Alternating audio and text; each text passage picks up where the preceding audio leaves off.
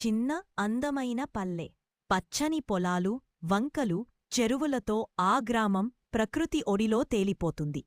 ప్రజలు సరళమైన జీవితం గడుపుతూ ఒకరికి ఒకరు తోడుగా ఉంటారు.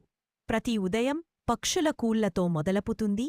ఒకరోజు ఆ గ్రామంలో ఒకటి కాదు, రెండు కాదు, అనేక దొంగతనాలు జరుగుతున్నాయి. గ్రామస్థులు విసిగిపోయారు. చివరకు వారు రాజుగారిని ఆశ్రయించారు. రాజు తన అత్యంత నమ్మకమైన సేనాధిపతిని గ్రామానికి పంపాడు. సేనాధిపతి గ్రామంలో రహస్యంగా గడిపి దొంగను పట్టుకోవడంలో సఫలమయ్యాడు. దొంగను రాజు ముందు తీసుకువచ్చారు. రాజు అడిగాడు, నీవు ఎన్నో దొంగతనాలు చేశావు, మాకేం చెప్పగలవు?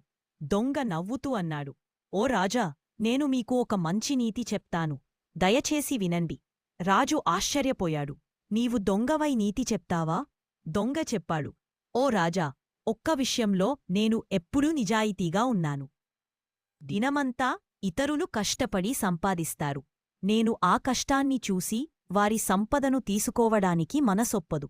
కాని రాత్రి వారు నిద్రలో ఉన్నప్పుడు వారి శ్రమ కనబడదు. అందుకే దొంగతన.